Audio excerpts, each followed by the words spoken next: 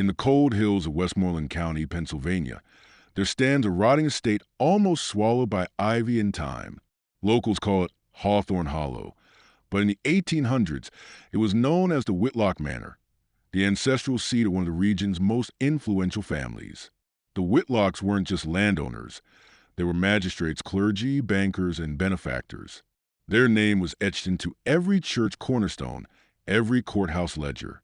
But with power came secrets, dark ones, and over time, the whispers began about strange figures seen in the windows long after the family had perished, of chanting heard beneath the earth, and of a blood-soaked betrayal that cursed the family forever. It began with Lord Edward Whitlock, the third patriarch of the house, a man both feared and revered. He was known for his stern faith, delivering sermons at the private chapel on the estate with such force that even his own servants avoided his gaze. But those who knew him best said his piety was a mask, a brittle cover hiding the rot underneath, because behind closed doors, Edward conducted rites that bore no resemblance to Christianity. He was obsessed with bloodlines, purity, and spiritual control. It's believed he kept a hidden ledger, the Crimson Codex, a detailed journal cataloging not just births and deaths, but rituals tied to each child born into the Whitlock name. By 1843, the family had grown large. 5 sons, 3 daughters, and cousins who married into the line. But tragedy struck with a terrifying consistency. Children would disappear in their cribs. Heirs would go mad by 20. One cousin reportedly gouged out his own eyes, muttering about shadows in the cradle. Every death was quietly buried, literally and legally. No autopsies, no funerals, just silence and a growing weight that seemed to press down on the manor like a heavy shroud. One servant, a young girl named Catcher Mallory, tried to flee. She had witnessed something in the manor basement, something she would never describe. She only said that no child who cries in that house is ever crying alone. She was found dead 2 weeks later, her body floating in a reflecting pond behind the chapel, her mouth sewn shut with twine. By the 1850s, Edward's eldest son, Alaric, inherited the estate, but the madness had already taken root. He was rarely seen in daylight and spoke in tongues no one recognized. Neighbors claimed they saw him digging in the cemetery at night, speaking softly to graves, as if begging for forgiveness or something far worse. Alaric Whitlock's rule over the manor marked the beginning of what villagers came to call the Sorrowed Years. While Edward had hidden his darkness behind iron sermons and rigid control, Alaric let it seep through the walls. He dismissed nearly all the staff, boarding up windows and locking entire wings of the manor for reasons never explained. The once vibrant estate was now choked in silence. Ivy grew unchecked. Tapestries rotted on the walls, and strange symbols, carved with surgical precision, began appearing on the doors and ceilings. Only one maid remained. Her name was Beatrice Lowe, and she was bound to the family by a debt her father had owed Lord Edward. She once told a visiting doctor, "The house groans at night, not from wind or wood, but from memory." Beatrice had witnessed Alaric's descent firsthand. She said he never ate with utensils, only with his hands, that he often stood outside her bedroom door for hours in the dark, whispering in some forgotten dialect, and that once, just before dawn, she saw him carrying something wrapped in cloth down into the crypt, something small, twitching, and making a sound that was not quite human. In 1856, the local priest Father Monroe was summoned to the manor. He'd been called under the pretense of offering counsel to a grieving man, but what he found was far worse. Alaric greeted him with blood on his collar, and eyes so sunken they looked painted onto his skull. The priest later wrote in his journal, an entry he never published, that Alaric kept journals bound in animal skin, one of which claimed the Whitlock line could only be cleansed by reversing betrayals of the blood. He never clarified what those betrayals were. That night, Monroe was locked inside the east wing. He claimed he heard footsteps circling his room for hours, but when he flung open the door, the hall was empty, except for a single rose lying on the floor, its petals soaked in something thick and dark. When he awoke the next morning, a sentence had been scrawled across his mirror in what he believed was dry blood. It read, "Confession is not forgiveness. Blood must answer blood." Terrified, Monroe fled and never returned. He tried to report what he had seen, but the Whitlocks were too powerful and the townsfolk too afraid. Meanwhile, Alaric grew more reclusive. He boarded up the chapel. No more masses were held. The graveyard was now hidden behind a wrought iron gate chained shut. And then, in the winter of 1857, a scream was heard from deep within the manor. Long, female, and cut short. When villagers rushed to investigate, the gates were sealed, the windows blackened. No one answered the bell. It would be weeks before anyone dare return, and what they found would silence the village for generations. When a small group of villagers finally gathered the courage to break through the rusted iron gates of Whitlock Manor, the air around the estate felt different, thicker, colder. Even the birds that once nested in the high chimneys were gone. As they crossed the overgrown courtyard, the house loomed above them like a tombstone, silent and staring. The front door was unlocked, but barely hanging on its hinges, as if something had tried to escape or force its way in. Inside, decay clung to every surface. The air reeked of mold and something far more sour, something that made their stomachs churn. Furniture was overturned. Portraits of the Whitlock ancestors had been slashed, eyes gouged out, faces disfigured.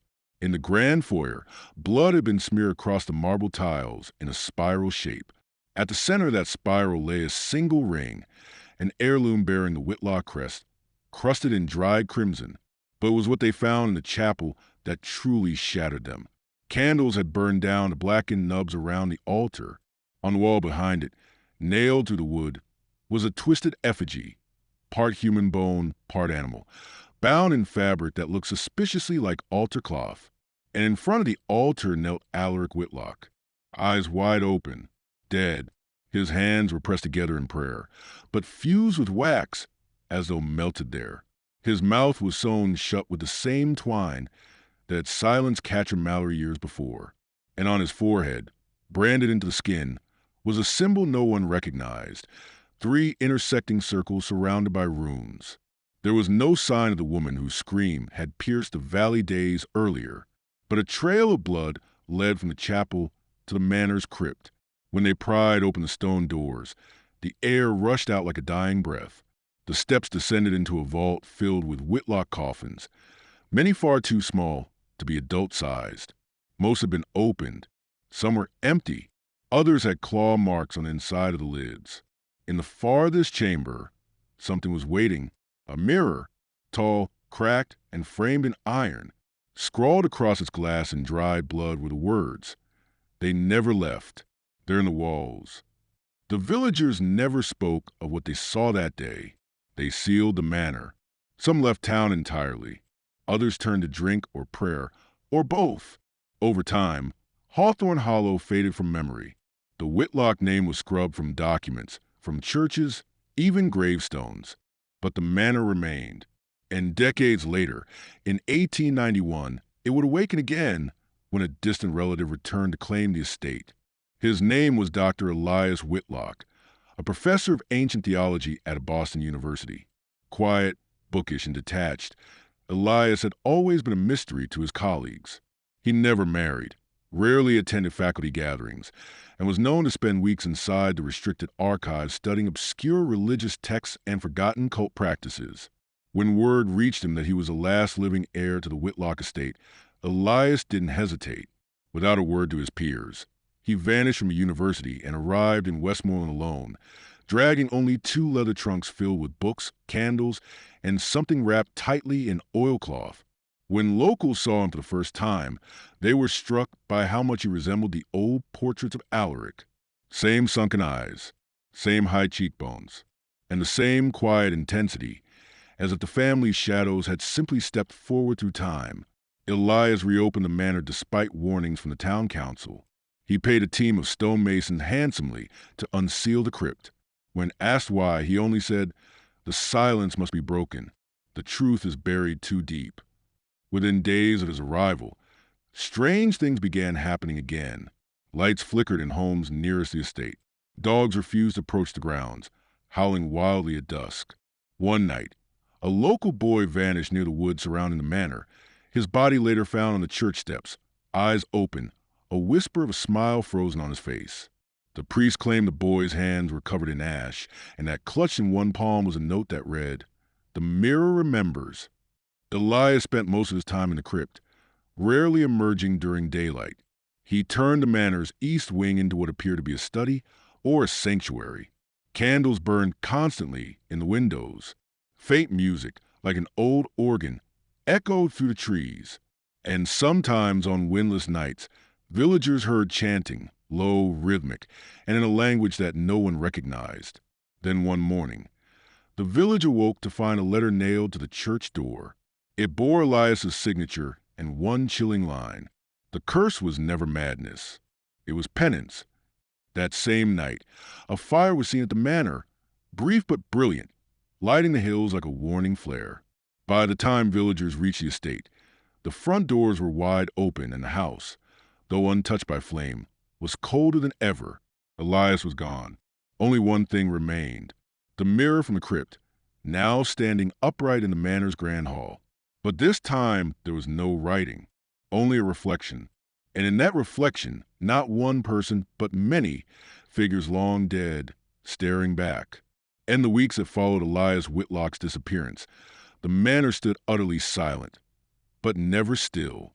A pair of drifters who tried to sleep on the grounds were found the next morning outside the estate wall. Faces pale, eyes rolled back, unable to speak. One of them eventually muttered a single phrase over and over in a cracked, childlike voice. "She sings through floorboards." Local authorities attempted to declare the estate condemned, but each time they sent someone to inspect it, the report was never completed.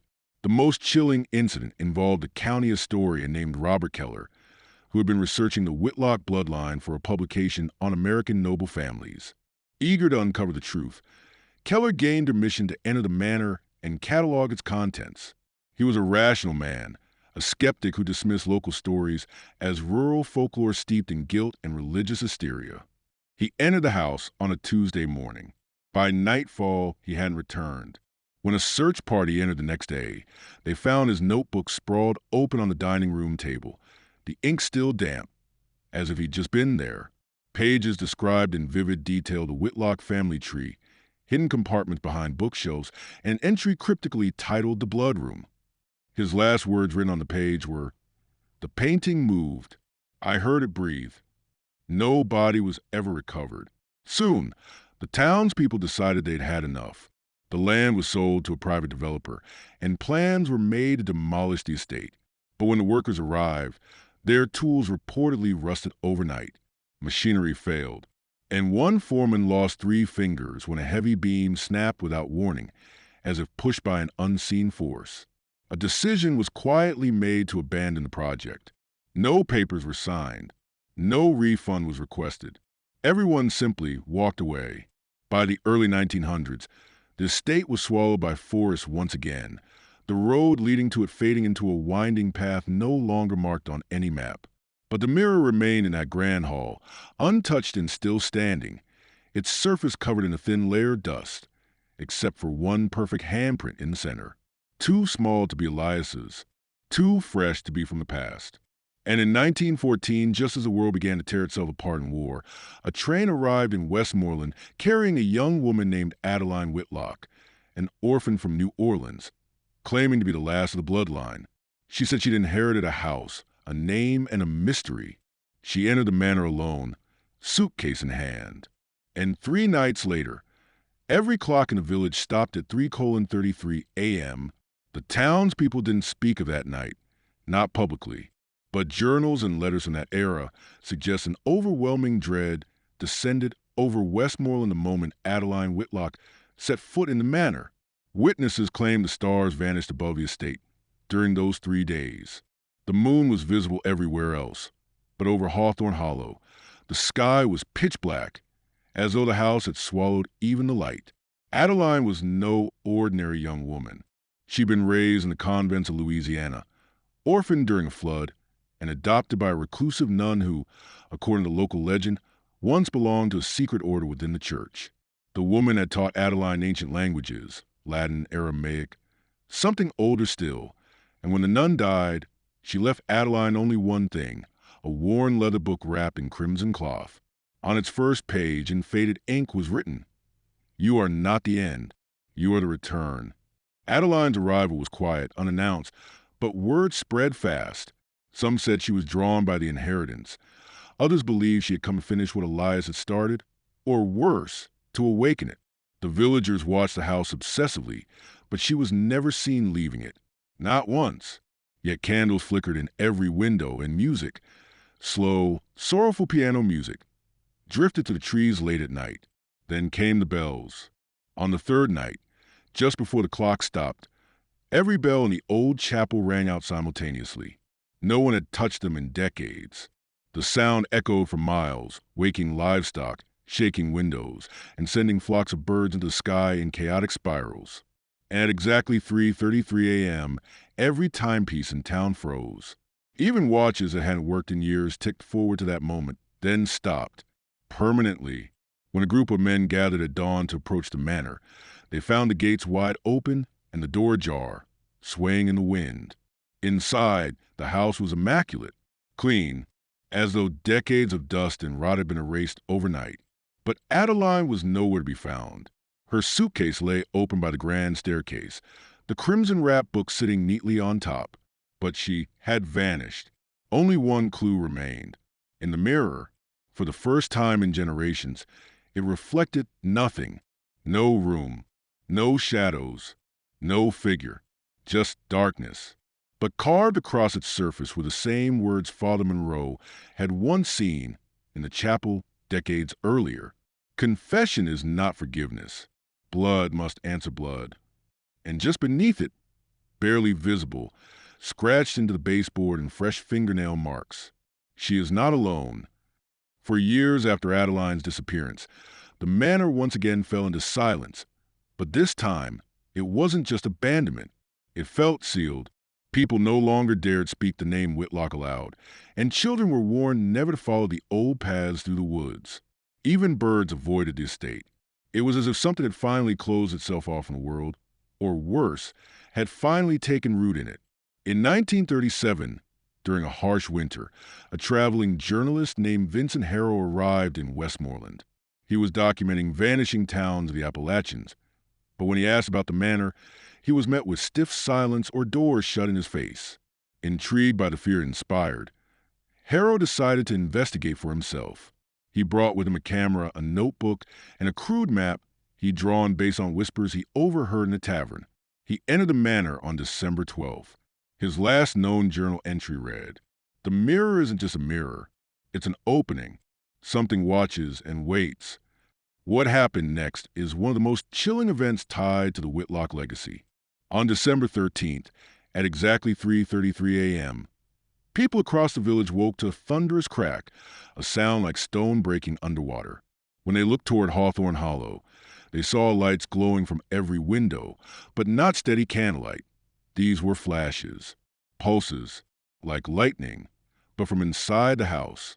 Then, just as quickly as it began, everything went dark. The next morning, searchers found Vincent's camera on the manor's front steps, lens shattered, but the film inside intact. The photos developed showed rooms that shouldn't exist, spiraling corridors, impossible architecture, doors inside of doors. One image showed the grand hall, but where the mirror should have stood, there was only a jagged hole. And peering out from it was a shape, human-like, but pale, eyeless, and smiling. The manor was declared cursed by local clergy. A perimeter was marked in salt and ash, and no one dared enter again. Trees grew taller and thicker, as if the earth itself was trying to hide the structure. Over time, even satellite images began to blur when capturing the area, an unexplained anomaly that technicians blamed on data corruption, though the shape of the estate could still be seen like a scar in the forest.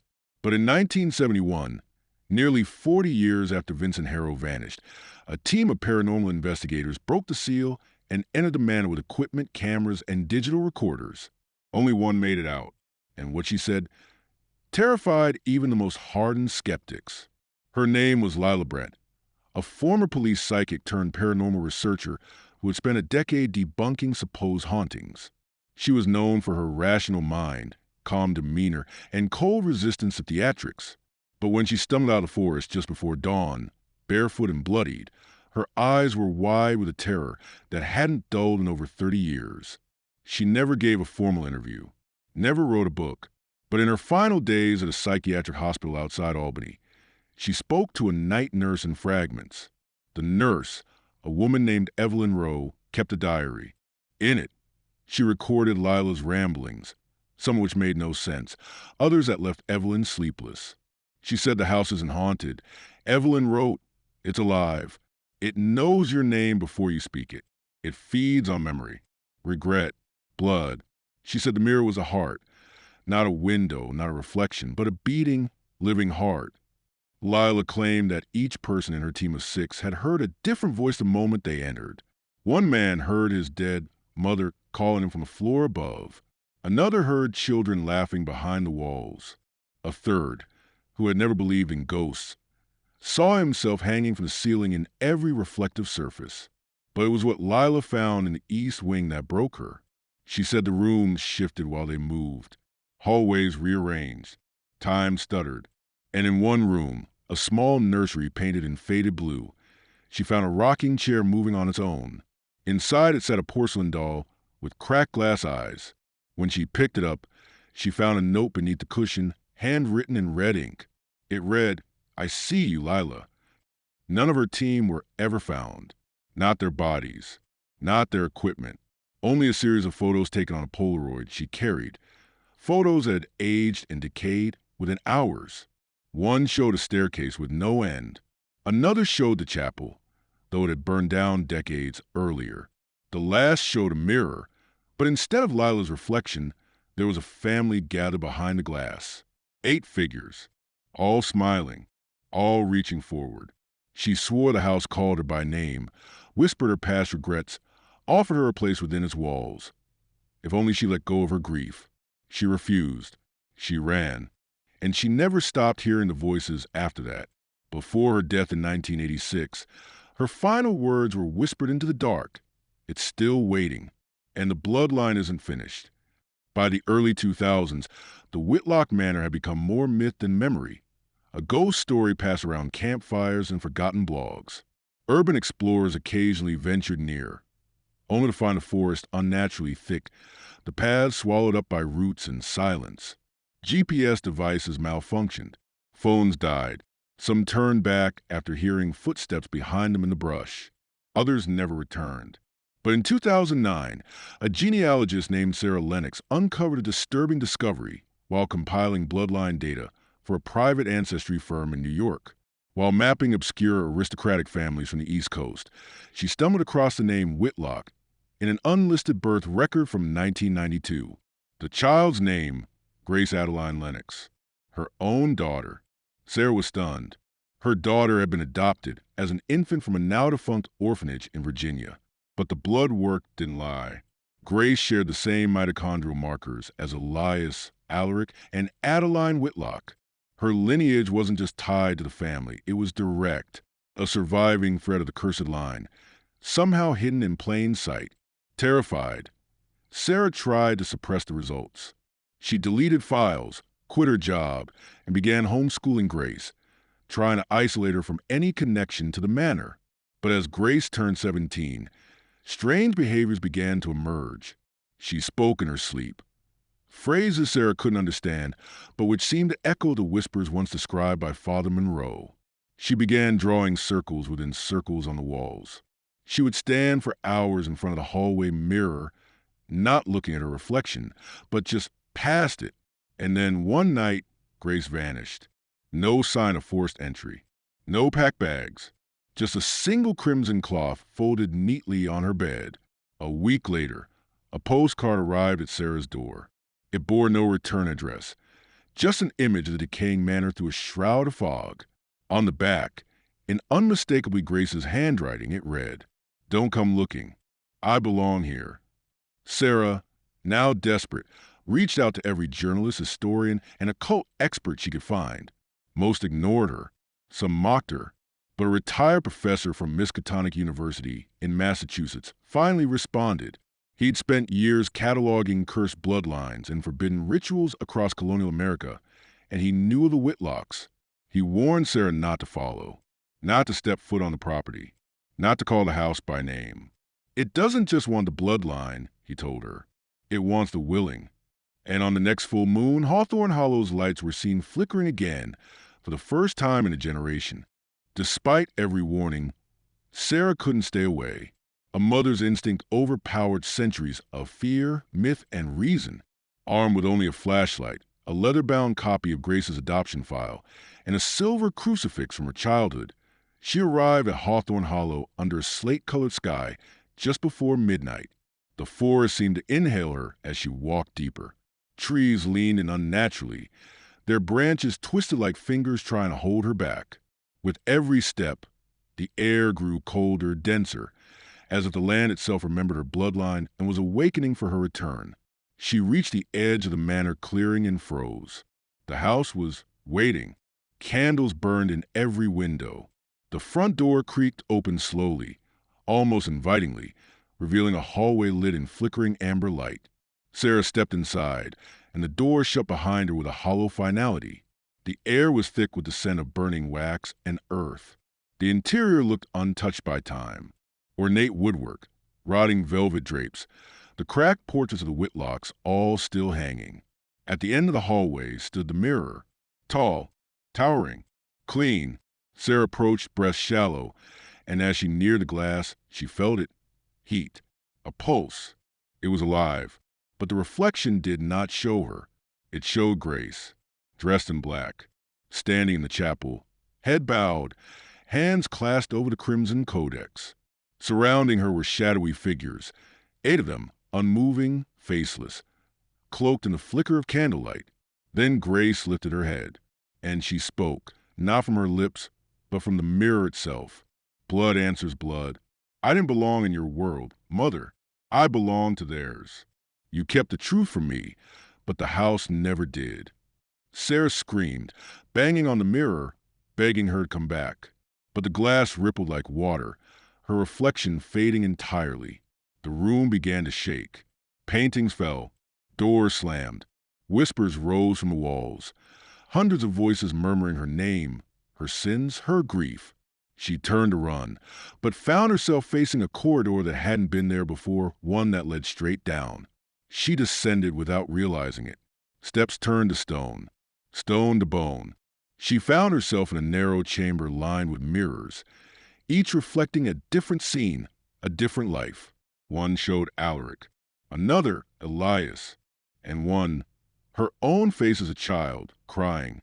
Then the final mirror called to her, not with a voice, but a feeling, a familiar maternal ache. It pulsed with warmth and sorrow. Her hands reached out on their own, and as she touched the glass, it shattered. When Sarah awoke, the manor was gone. She found herself lying in a field of frostbitten grass beneath a pale dawn sky, her palms bleeding from dozens of tiny cuts. Around her, the forest was quiet, too quiet. No birds, no wind, just stillness. She rose shakily, her memories scrambled like fragments of a broken dream. The mirror, Grace, the whispers, the warmth, all of it felt distant, yet still pulsing beneath her skin. She wandered back into town, dazed, barefoot, and silent. The townsfolk stared as she passed, recognizing her, but unable to meet her eyes. She didn't speak for weeks. Doctors claimed she had suffered a breakdown, but she refused all medication, insisting what she saw was real. What truly disturbed those around her was what came next. Sarah was pregnant. She swore it was impossible. She hadn't been with anyone in years. Yet the child grew within her at an unnatural pace. Doctors were baffled. By the end of the 2nd month, she appeared full term. And on the 33rd night after her return, during a violent thunderstorm, Sarah gave birth alone in her home. The child didn't cry. It stared at her with wide, ancient eyes and smiled. Sarah named him Elijah, but from the start, he was different. He never spoke as a toddler, yet understood commands. Animals refused to be near him. Mirrors cracked when he walked by, and at night, Sarah often found him standing at the window, whispering in a voice far too deep for a child. She began recording his sleep talking, and one night captured a voice, clear, chilling, and not her son's. The blood has returned. The door is open. The hollow breathes again. As Elijah turned 7, he began to draw compulsively, circles within circles. The Whitlock crest, the Manor, and always the mirror. One night, Sarah found him carving something into the floorboards of his room, using a nail. She screamed when she saw it. It was her name, crossed out, and beneath it, "You don't belong here anymore." That same night, she vanished. Vanished as if swallowed by the house itself. No sign of struggle. No note. Just her crucifix left on Elijah's pillow and the mirror in the hallway, cracked down the center, one half reflecting Elijah's empty bed, the other, nothing at all. Elijah was taken in by a foster family. They knew nothing of the Whitlocks, nothing of Grace, or Sarah, or the Hollow. But within weeks, their house began to change. One mirror at a time. The family that took in Elijah was the Rowans, a quiet couple who lived in a restored farmhouse just outside the border of what was once Hawthorne Hollow. Kind-hearted and childless, they believed the boys simply needed stability, warmth, and time. At first, things seemed normal. Elijah was polite. He smiled often. He drew less, spoke more. But even then, something felt off. Mrs. Rowan began waking in the middle of the night to find Elijah standing at the end of their bed, staring, silent. When asked what he was doing, he simply said, "Listening." Mr. Rowan dismissed it as sleepwalking, but soon after, the mirrors in the house began to fog inexplicably, thick condensation, even on dry days. Sometimes handprints would appear on them, small, pale, pressed from the inside. Then came the dreams. Both Rowans began having the same nightmare. They were in a long hallway, lined with flickering candles. At the end stood a woman in a black veil, cradling a child. She never moved. She just stood in silence, her presence unbearable, as if the air itself twisted around her. And every time they woke, Elijah would be sitting at the foot of their bed, humming an old lullaby no one could place. The house itself grew colder. Mold bloomed in impossible shapes, circles within circles, in corners where light didn't reach. And then the animals started disappearing. Their dog was the first, gone without a trace. Then the neighbor's cat. Then birds. Silence crept across the property like a blanket. On Elijah's 8th birthday, the Rowans threw him a small party, just the three of them. As he blew out the candles, every mirror in the house shattered at once.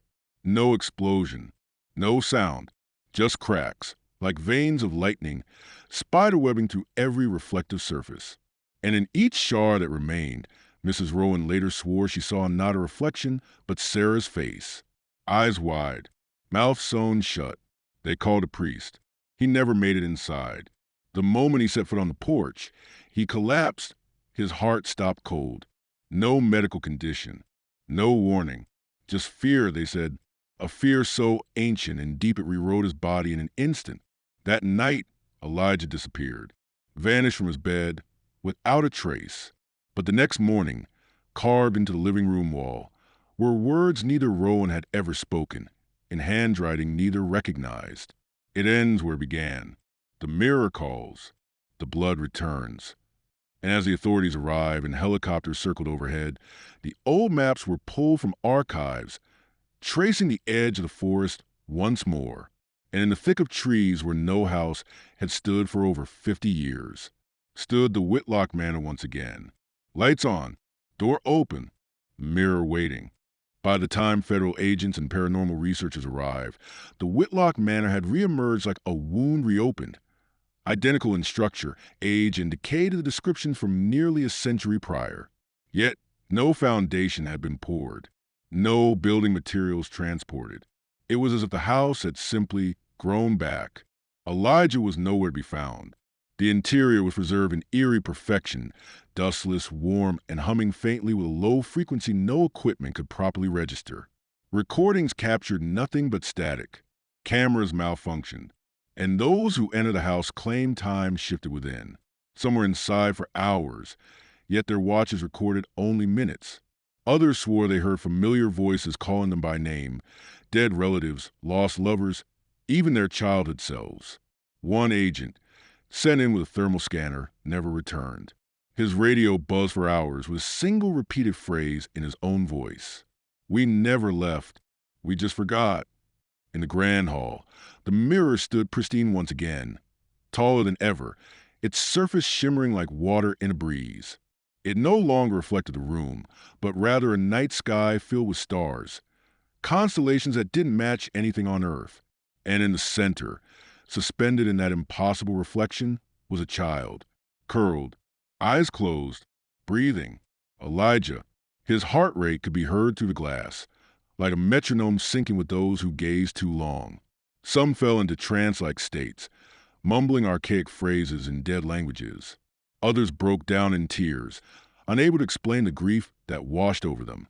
The house refused demolition. Attempts to burn it down failed. The flames would flicker, stall, and vanish like smoke and wind. Explosives placed around the structure misfired. Even GPS and satellite imagery began glitching, with the manor appearing in different locations across the map as if in constant flux. A final decision was made to quarantine the area. A black site was constructed around the estate under the guise of a geological anomaly. But still people came, drawn by dreams, by bloodlines, by whispers in their walls. And each time someone entered and failed to return, the mirror grew warmer. And now, in the present day, over a century since Alaric Whitlock knelt in that cursed chapel, stories still surface of a figure walking the halls, of children singing lullabies that don't exist, of reflections that don't match the present moment, and of a boy, forever 8, standing behind the glass, smiling. Years passed. The world moved on. The forest swallowed more of Westmoreland. Roads faded into root and soil. New generations grew up never knowing the name Whitlock, but still dreaming of the manor. Children woke screaming, speaking in voices not their own. Artists painted houses they'd never seen. Writers penned stories they insisted were fiction, until they described rooms, symbols, even family names identical to records locked away in sealed vaults. And then, in 2022, something changed. A viral live stream from an anonymous urban explorer surfaced online.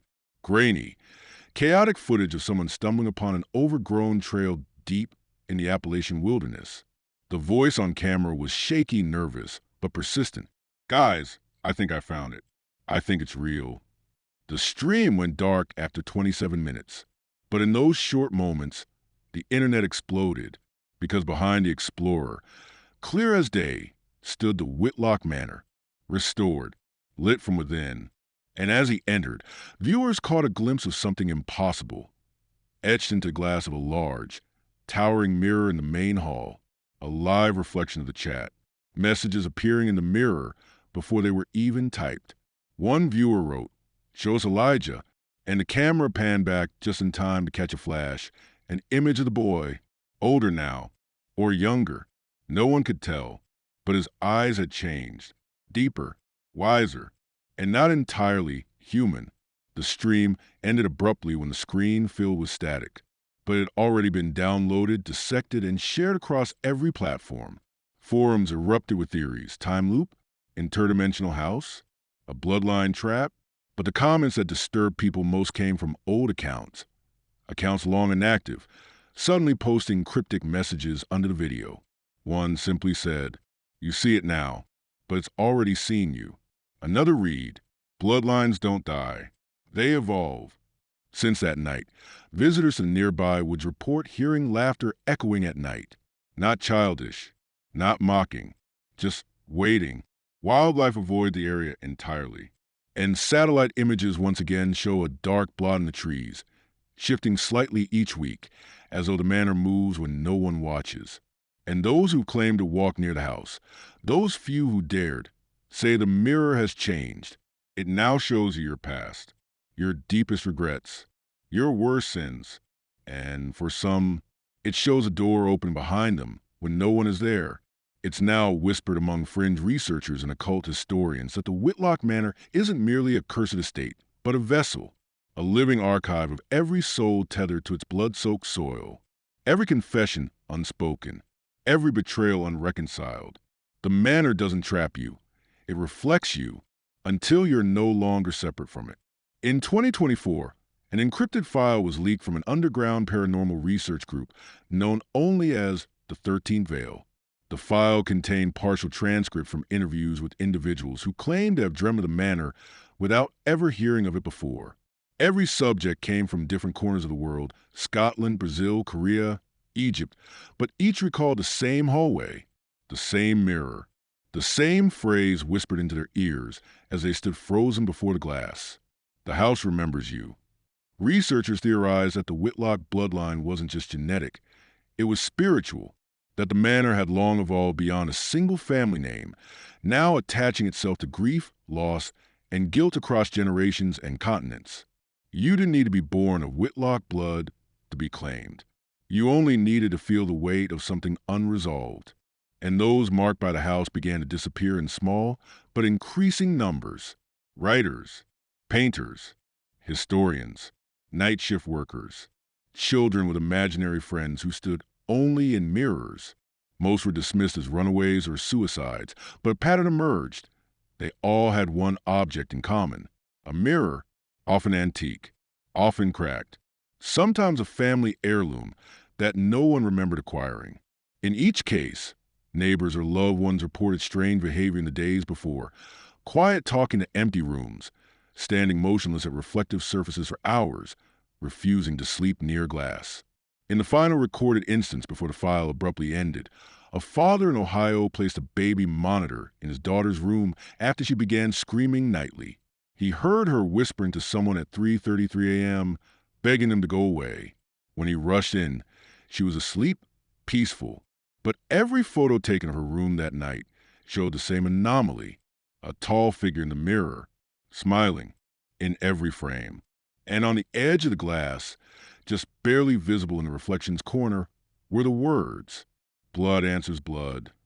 The father sold the house, left the country, but the mirror followed him, shattered in shipment, only to reappear whole in the corner of his new home.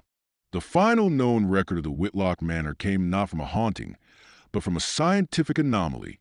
In late 2025, a group of quantum physicists at a university in Colorado published a private study, later censored and removed, on what they call mirror-based temporal interference. They had been experimenting with high-frequency resonance imaging when they began detecting irregularities tied to antique mirrors sourced from across the eastern United States.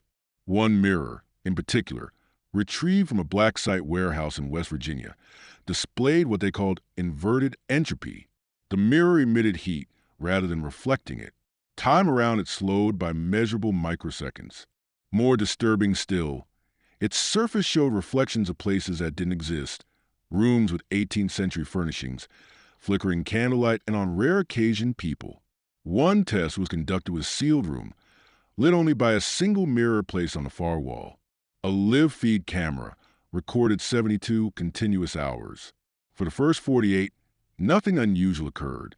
But on the 49th hour, the camera captured movement, not in the room itself, but within the mirror. A boy, dressed in black, his eyes completely white, his lips mouthing a phrase on repeat. No sound came through, but researchers enhanced the footage and identified the pattern. You open the gate. You open the gate. You open the gate. Afterward, equipment began malfunctioning. Data scrambled. Employees reported nightmares. One technician took his own life, carving the Whitlock crest into his arm before his death. The university shut down the project within 48 hours, and the mirror was moved to an undisclosed location, rumored to be inside a Vatican-controlled vault beneath the Appalachian Ridge. But the sightings haven't stopped. In homes with no history of trauma, children still draw the manor. Elderly patients in dementia wards whisper the Whitlock name despite no prior connection. And scattered across the dark corners of the internet, forums too obscure for casual users, stories still appear. A woman in Oregon found an old, ornate mirror in an antique shop. When she looked into it, she saw a staircase behind her that didn't exist. A man in Italy woke to find his bathroom mirror filled with fog, and the words written into it: "Your regret feeds us." And most chilling of all, a live stream on a forgotten platform, running now for over 333 hours straight, showing a static, grainy view of Grand Hallway. The candles never burn out. The mirror always glows. And sometimes, if you watch long enough, you'll see someone step into frame. Not from outside the mirror, from within. The live stream was dismissed at first, assumed to be a hoax, an art project, some ARG designed to bait attention. But as hours turned to days and days into weeks, viewers began noticing something that couldn't be explained. The architecture shown in the stream shifted subtly over time. One night, there were 6 candle holders on the wall. The next night, 5. The rug patterns changed. A painting of a veiled woman appeared, then vanished the following evening. But the mirror remained. At the exact same time each night, 3:33 a.m., a figure would appear. Not the same figure every time. Sometimes it was a man, draped in colonial garb, eyes gouged out. Other nights, it was a child with a stitched mouth, standing perfectly still. And on rare nights, it was you, or rather, a twisted version, wearing your clothes, your face, but with eyes that didn't blink and a smile that didn't belong. Viewers started reporting sleep paralysis, blackouts, electronic interference. Some even claimed that after watching the stream for too long, their own mirrors at home would flicker just for a moment, enough to catch something standing behind them. The subreddit tracking the stream grew rapidly, filled with users posting screenshots of odd frames. One image, time-stamped at 3 hours, 33 minutes, and 13 seconds, showed something new. Etched into the floor, just in front of the mirror, was a phrase in Latin, sanguis vocat, ostem apertum est. The blood calls. The gate is open. Then came the disappearances. A user known only as Hexglass, one of the stream's earliest and most active followers, uploaded a cryptic video. In it, they walked through their apartment, pointing out strange cold spots, lights flickering, and most disturbingly, a mirror in a hallway that hadn't been there before. Their final words on camera: "I didn't buy this. I didn't hang this. I don't even remember this wall." The video ended with a scream. Their account was deleted, their phone number disconnected. Police found the apartment untouched, but the hallway where the mirror once hung no longer existed. Just a smooth stretch of wall, as if the entrance itself had been absorbed. And then the live stream changed. It began showing 2 views, one of the Manor's hallway and the other a dark room with a single chair, empty at first. Then slowly, night after night, figures began to appear in the chair, recognizable ones, people who had watched the stream, people who never logged off, people who had been seen. It started as a family curse, a whisper in a chapel, a bloodline rooted in betrayal. But now, it had grown far beyond the Whitlocks, beyond the house, beyond even history. The mirror didn't care who you were anymore. You didn't need to be tied to Alaric or Adeline. You didn't need to speak Latin or bleed into the soil of Hawthorne Hollow. You only needed one thing, a secret you buried too deep, one you've tried to forget, one that festers in silence, one that the mirror sees without your permission. By the time authorities shut down the live stream permanently, over 11,000 users had reported sightings, episodes, or dreams linked to the Manor. Online forums collapsed. A wave of disappearances swept through 7 countries, always preceded by one final message typed, scribbled, or spoken aloud. "It's calling me home." To this day, no official record of the Whitlock estate exists. No floor plans, no legal ownership, no deeds, only stories, rumors, and reflections. People still find the Manor in paintings they don't remember buying, in childhood sketches hidden in attic boxes, in the distorted glass of hotel hallways, and somewhere, perhaps in the woods of Westmoreland, perhaps much closer, it still stands. The candles never go out. The mirror still glows. And the boy still waits, neither child nor ghost, but something between, something patient, something ancient. And if one night you catch a flicker of movement in your mirror, something that wasn't there the moment before, you'll know it's already begun. The blood remembers. And the house is never truly empty.